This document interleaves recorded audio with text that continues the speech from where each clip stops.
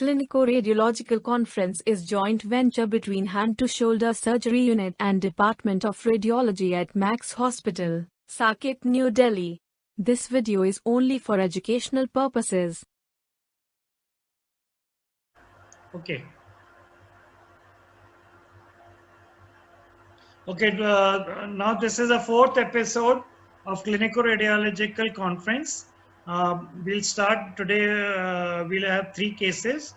So I'll ask Dr. Akram, please start with the first case, clinical details.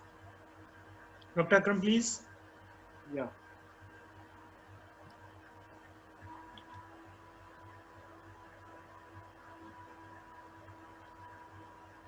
You have to enable my screen enabling. Okay, sorry.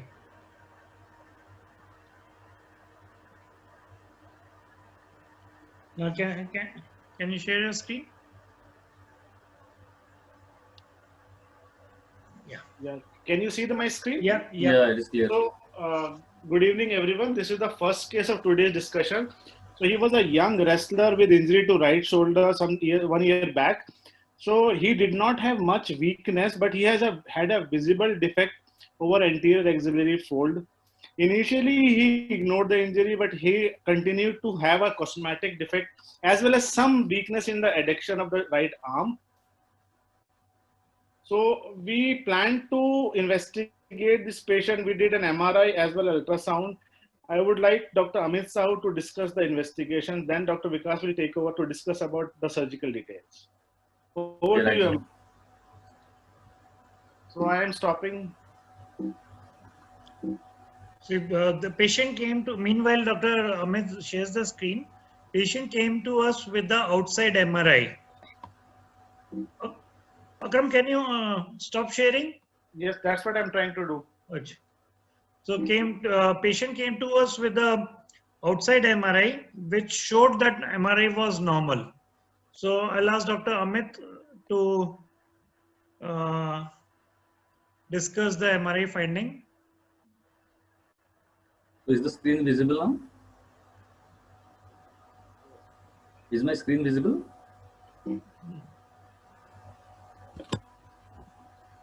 Yeah. Case 3 young female with. So can you disable my screen share, sir? Okay. Because I'm unable to stop share.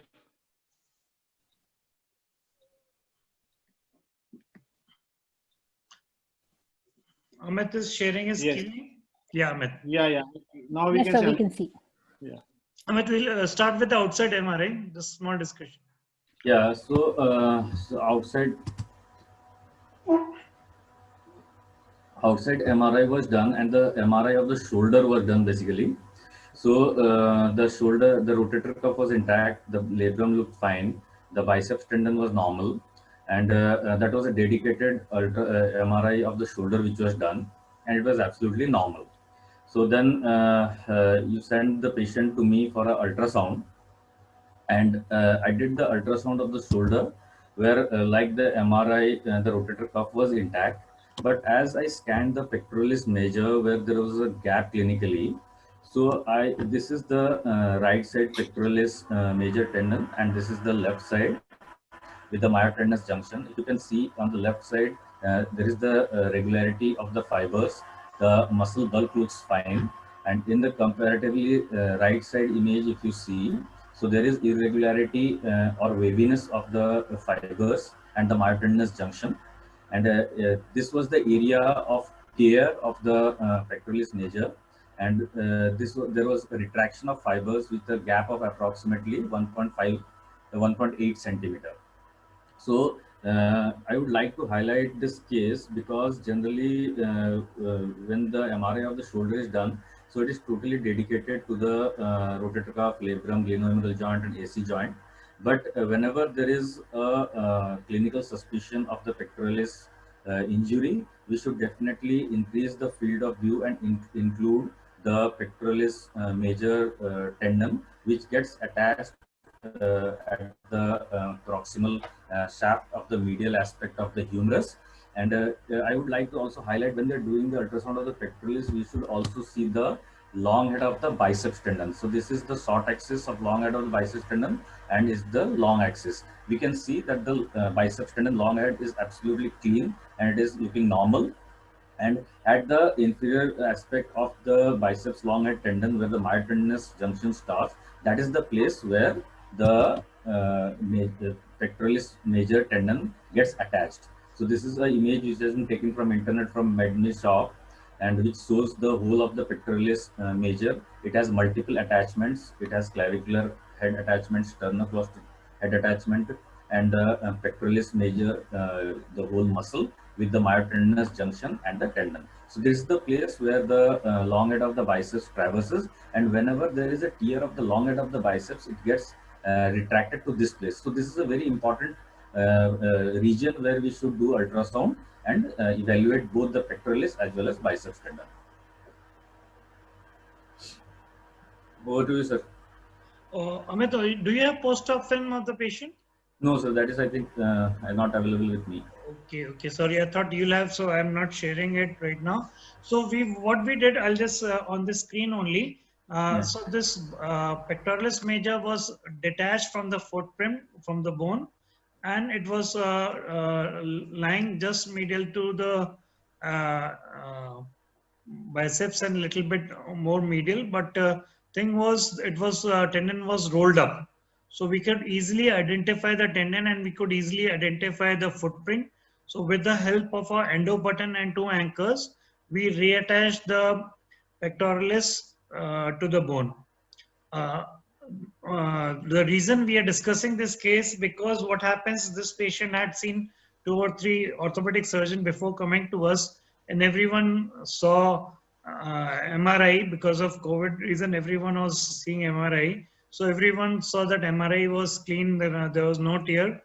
When patient came to us, we could see that there was a asymmetry. And whenever you are looking at these patients are, though disability is not much, but wrestlers and bodybuilders, these are the 2 patients who are very particular about their body shape.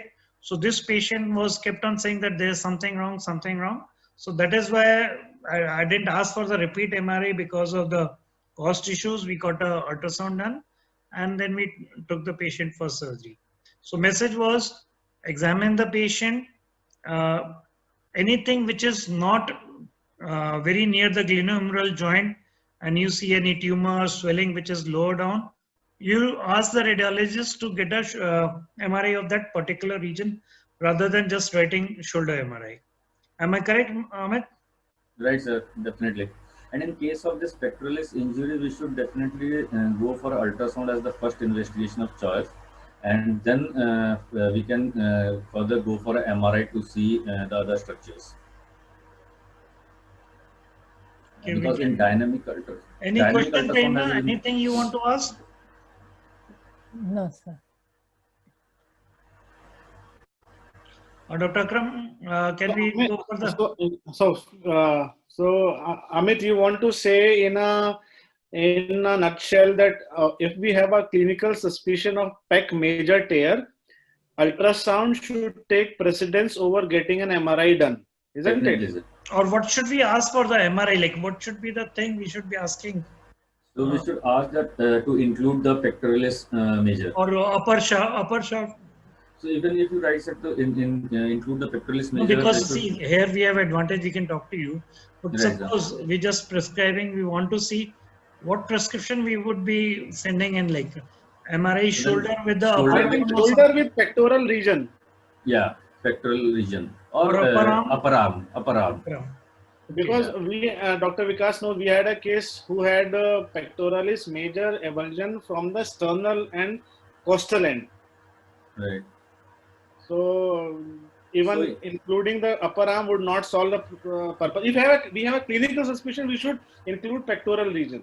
Okay. So in that case, we should dedicated ask for a pectoral, because in the single field of view, we cannot include both the sternal attachment as well as the humeral attachment. So they need to do a large field of view and maybe in multiple sequences to see both the attachments. But ultrasound, I think it becomes easier to as a screening as well as.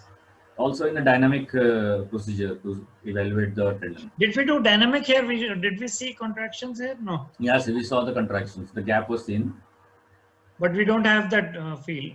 So, in fact, this is the static image is very nicely. If you can see, this is the retracted tendon, and which is all intact on the left side. Yeah, just for benefit of others, that if we could show that.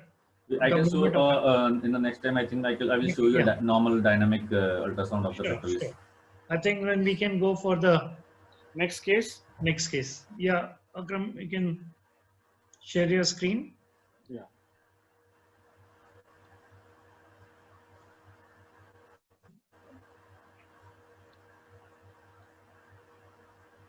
So our second case was a 12-year-old child with history of a cut injury across the palm, volar aspect of the wrist and palm some 6 years back. So he was primary repair of whatever structures were injured were done 6 years back. It is local town. Probably he was from some eastern part of the country. Now recently while writing, he started complaining over the tenderness over the ulnar aspect of the scar. The scar was across the palm, right from the base of thumb to the pisiform, but he had exquisite tenderness right over the ulnar aspect of the scar. So we decided to investigate this case, and we thought we will do an MRI as well as ultrasound. So we took help of Dr. Amit Sahu. Over to you, Dr. Amit. Just stop sharing your screen. Yeah, I have stopped sharing my screen. Yeah.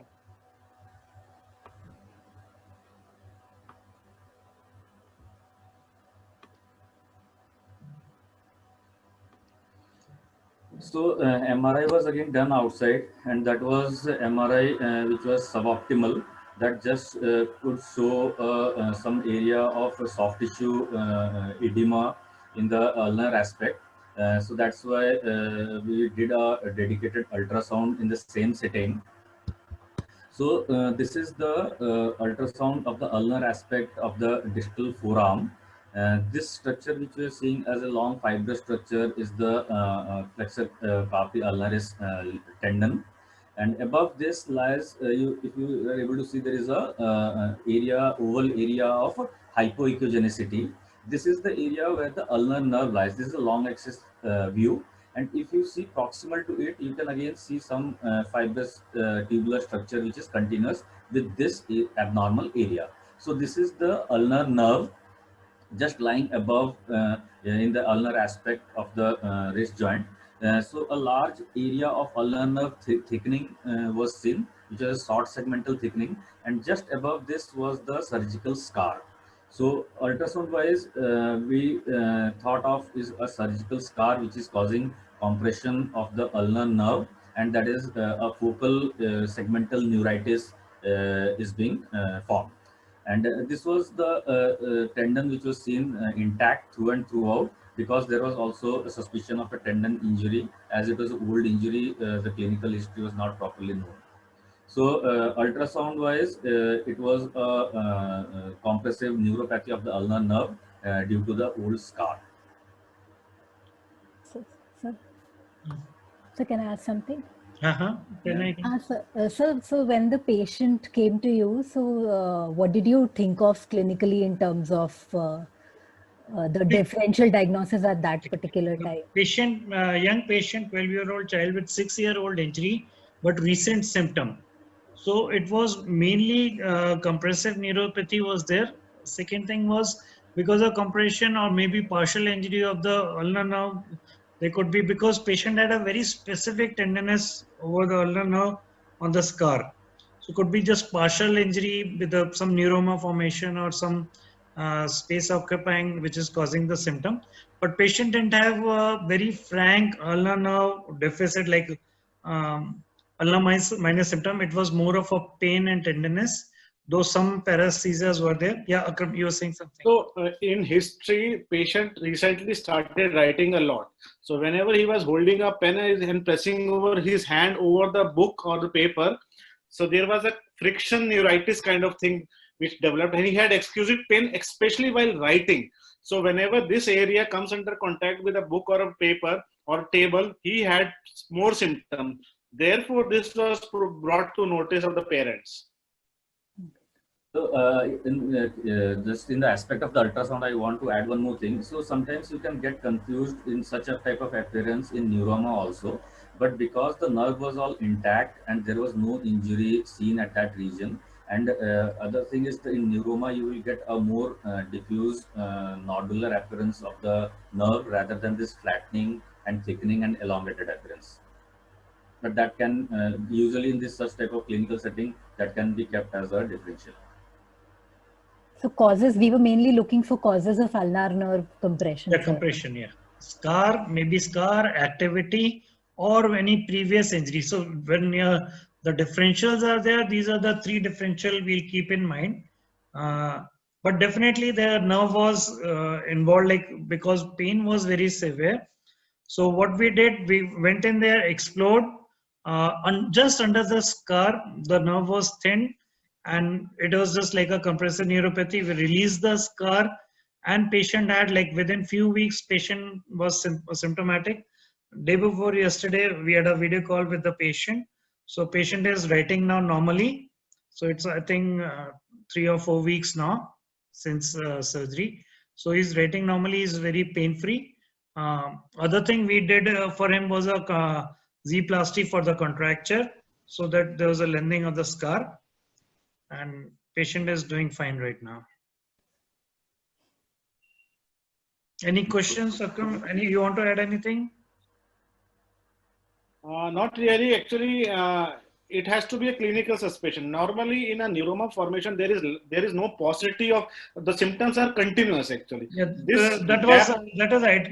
Appeared the history wise, it came 6 years. That was the thing. 6 years. That's why we are keeping this case for discussion. It has to be some extrinsic compression, which is more likely to cause these symptoms.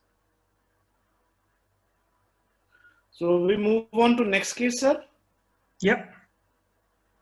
So our third case was a young female. Okay, I have to add.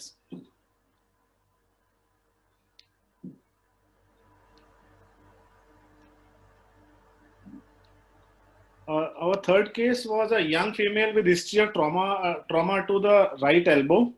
She, on presentation, she had pain, swelling, and restriction of motion of the elbow, and she was in extreme pain. So we applied an slab, and she came with an X-ray. I am not discussing the X-ray. I will leave it to Dr. Amit Sahu to discuss the X-rays. But between me and our colleagues, we decided we discussed the X-ray. On a cursory look, it showed a minimally displaced fracture of the radial head, but patient was in significant pain. So we decided to do a repeat X-ray as well as a CT scan of the elbow. So I would like Amit to come and discuss the CT scan and the other radiological aspects.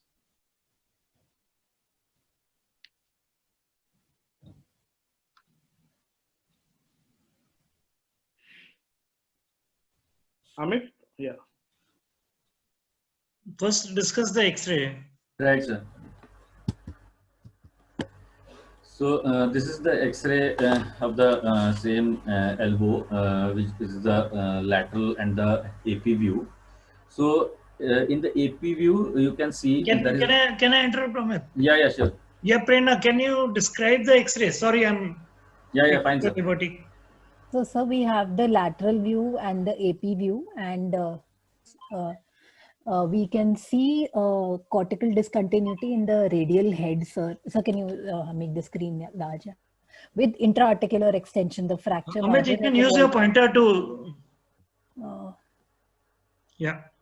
So there is a radial head fracture. There is cortical discontinuity. Yes, a little more medial if you go. Yes, here, sir. And cortical discontinuity is there, sir, and it's involving the articular surface of the radius. So whenever there is a radiograph, it is important for us to mention whether there is intra-articular extension into the joint. So Brenda, how do you classify these fractures? Like? Sir, there are three classification. Type 1, type 2, and type 3. Would you think it is a neck fracture or head is also fractured? So head and neck fracture. Okay. And so type 1 is less than no displacement. So you have seen the CT, I think. Prerna, you've seen the CT. Yes, sir. Okay, Amit, you continue. So Amit, this is for everyone. So when we saw this X-ray, me and Dr. Vikas thought this is a minimally displaced injury. But on second thought, we got a CT scan done. But Right. initial look shows it's just an undisplaced fracture of the radial head. That too only less than 1/3 of the sector. Right. So I'll just add some feature. If we see a subtle radio opacity, which you can see here, and same thing is seen here. Generally, we don't see. In the hindsight, we are able to appreciate that in the hindsight. You're right. But in emergency, usually it can be missed. This can be missed. Right. So we cannot see a defect in the radial head itself. Okay, we can see a radio opacity because we know on the hindsight that there was a fracture which was displaced. But on first look, it looks like a minimally displaced benign injury. Yeah. So now I will show you the city. That is interesting. So these are the different axial, sagittal, and coronal sections. So if you see in the axial at the level of the elbow joint, you can see this fragment which is seen, and you are not able to see the continuity of the radial head. This sagittal image shows the defect in the bone in the radial head very nicely, and you can see that the fragment is displaced posteriorly. This is a very good view where you can see the exact fragment which is rotated 180 degree and displaced. So this image was very appreciable in the sense that you can see the fragment exactly from which place it has been fractured, and it has displaced, and there is a rotation, 180 degree rotation of the fractured femoral fragment, radial head fragment. So do we have a post-op of this patient? Not with me, I think Dr. Akram. Okay, I'll discuss it. So this patient, we opened this patient. See, the reason we put this patient, because X-rays can sometimes be very deceptive, especially nowadays because your residents from the ER, they send you a WhatsApp and they say, okay, sir, this is a minimal. Actually, I got the X-ray first before the patient came to me. X-ray was sent to me on WhatsApp. I said, okay, this is something very minor thing, and it's we treat conservatively. But when I saw the patient, pain was very severe, movements were locked. So that is the time when we decided that we should get the CT scan done. So message here is that if we are seeing an image and clinically it's not, the symptoms are not matching, then we should investigate further. Here what we did, there were 4 fragments. There was a metaphyseal combination also. There was, like, you can see there's a one fragment here, the other fragment is somewhere here, and this was also separated. So we did a radial head replacement. That is not, we have already discussed radial head replacement in previous things, so I don't want to discuss the X-ray. The reason we put this case was that if imaging is not correlating clinically, then we must investigate further. That was the message. Dr. Akram, you want to say something? Yeah. So the classic teaching in a radial head fracture is that if there is block of movement, then it has to be treated surgically. So the pain was out of proportion of the X-ray finding, and there was gross restriction of movement.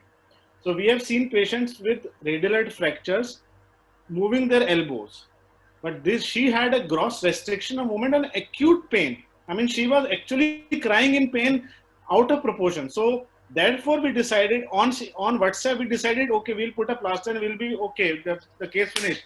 But once we met the patient, we found to be in, she was in agony. She was in agony and movements were locked. Movements were locked. So this was the catch behind it. So again, the message is, look at the patient, examine the patient. No matter if patient say that I have pain, try to examine. I mean, such X-ray should be re-examined. Right. And we were lucky that we got a CT scan done. Yeah, before it was too late. Otherwise, after 6 weeks, if movements were locked, and then things would have been different, like embarrassing. So And rather than blaming that patient is has low pain threshold, patient is too low and too weak, she's crying out of proportion. I mean, actually rely upon clinical evidence that must get CT scan done. Right. So what Amit, you about want to say the something? what about the tendons and the ligaments in the common extensor and See, the this was a purely radial head dislocation. This was not a fracture dislocation. So there was a soft tissue damage was not much. It was like purely radial head injury, purely bony injury. Coronary was intact, instability. We did a radial head replacement. After that, we checked for the stability. Stability was good. So that was not much of soft tissue repair required. Only thing is whatever we had cut to reach the to expose the radial head, we repaired those soft tissues, but otherwise it was not fracture dislocation. Coronoid was completely good. Other soft tissues were good. So okay. there's not much swelling also. See, initially also there was not much swelling except for a lot of pain and lock movement. So the message is whenever the movements are locked, that means there's something is getting stuck in the joint. But to our surprise, such a big fragment, that's why we put this case. So it was such a big fragment. Hindsight, okay, we can find the fragment, but on the Right, first go, it was like if it we were expecting some small fragment and thought we'll just do the fragment excision to free the movement, but this was a very big fragment. So if there's no question, then I can conclude, because today's discussion, why we put these three cases were completely different reasons were like first case, that it was missed because everyone was looking at shoulder and examining, not examining patients and not listening to patient what he's talking about. And so question is like, you examine the patient, order the right investigation, because getting a shoulder, if you're suspecting a pec major or something which is low down, suppose swelling, tumor in upper arm, you must get the specify to the radiologist or your technician that what do you want, because just writing a MRI shoulder, we might miss the things. And we have few more cases we'll be discussing later on which come as a surprise.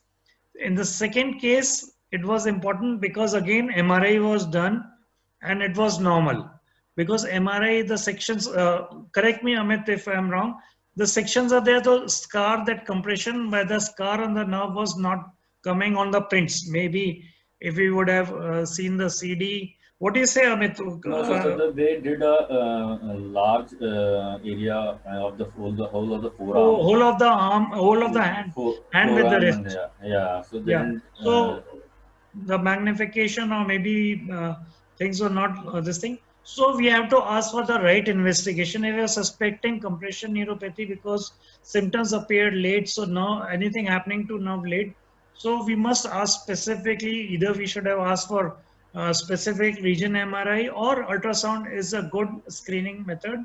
And so that was the message for the second case.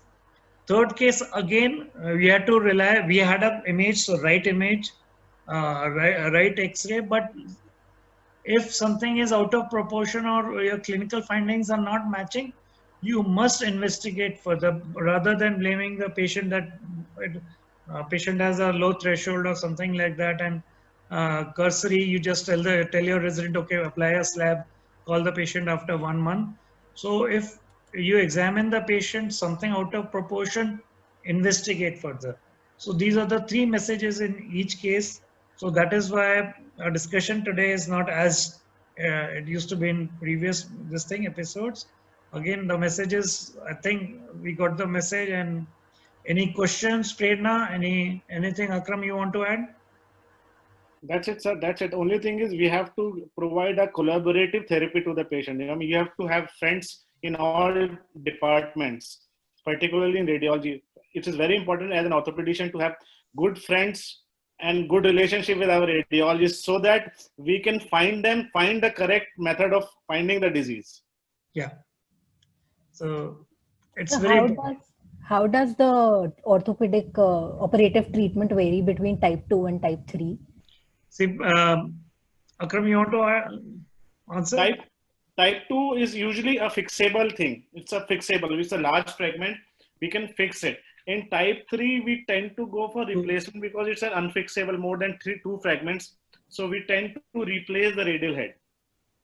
See, okay, I'll just add same thing what Dr. Akram is saying. See, when fragments are more, when a fixation, for fixation, we require more hardware. And many times that hardware like plate or multiple plate with the multiple screws, either it remains unstable, we cannot mobilize it early, or hardware itself is causes stiffness. So if 3 or more fragments, we tend to replace it because radial head, if it is not a perfect circle and we cannot mobilize early, they usually land up in stiffness. And many times avascular necrosis also, but stiffness is a main complication if 3 or more fragments are there when we try to fix. As it was in 2006, I'm sorry, 2000, I don't remember the year, paper was published by David Ring, where he said that if fragments are more, then it is better to replace rather than fix. Thank you, sir. Thanks, sir. Okay. So, Okay. Thank you, everyone. Bye. Bye. Thank you.